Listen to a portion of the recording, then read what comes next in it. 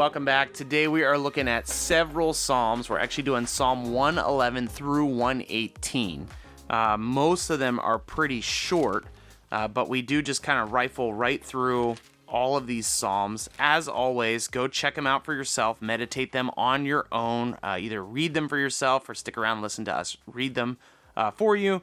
But there's a couple themes that I want to point out, and I think we might go through these kind of quickly.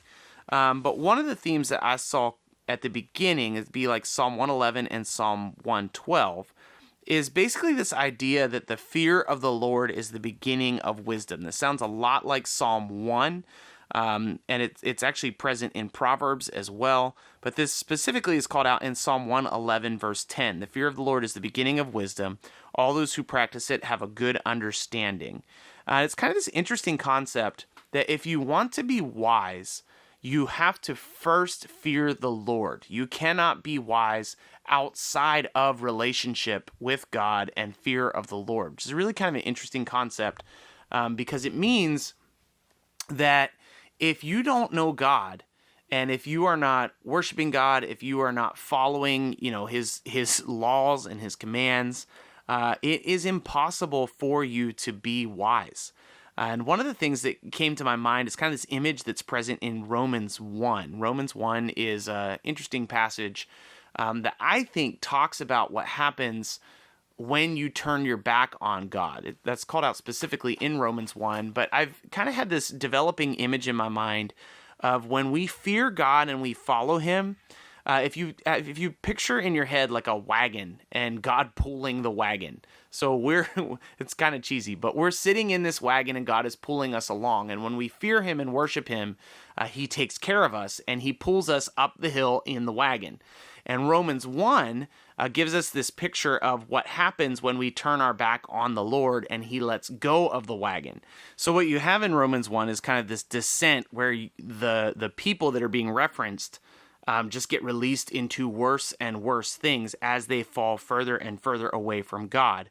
And I think the way that connects to these Psalms is that when you remove yourself from the fear of the Lord lets go of the wagon and you start to fall backwards down the hill. So if we want to have wisdom, if we desire to be seen as wise and be able to make wise choices, we have to fear the Lord first. What does that look like? That looks like understanding his word. That looks like understanding what he has called us to do and living in the way that he has called us to. But it also looks like worship and just spending time with God. The last group of Psalms we looked over talked about quieting yourself before the Lord and being content in the Lord like a small child is with a mother. And so part of the wisdom that comes from the fear of the Lord is just enjoying time with the Lord and making space to do that. I remember it wasn't too long ago we talked about silence and solitude and actually just sitting with God, enjoying his presence and getting to know him better.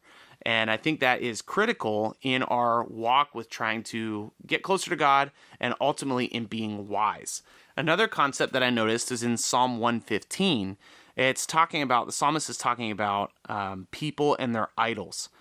This is 115 verse 4. Their idols are silver and gold, the work of human hands. They have mouths, but they do not speak. They have eyes, but they do not see. And if you jump down to verse 8, those who make them become like them. So do all who trust in them. This is a really interesting thing in that the psalmist is saying that when you have idols or when you worship things that are far from God, you become like those things. And so he's saying here that there's these idols that have mouths that don't speak. They have ears that don't hear. They have eyes that don't see. Just this idea that the more you invest your life into an idol, the more foolish you become. And I think one of the biggest tricks in our culture and context is that we just don't have idols in our lives anymore. And I'm kind of reminded of that regularly because there are actually people on my street that have idols in their windows. I know that they're like religious items. They are definitely idols that they worship. And so literally just going in and out of my house, coming in and out of my neighborhood, I see that there are people worshiping idols on my street. But idolatry, I don't think, always looks like little figurines in your windowsills. I think it sometimes looks like investing your life in things that ultimately have no value, things like money, things like power, things like possessions.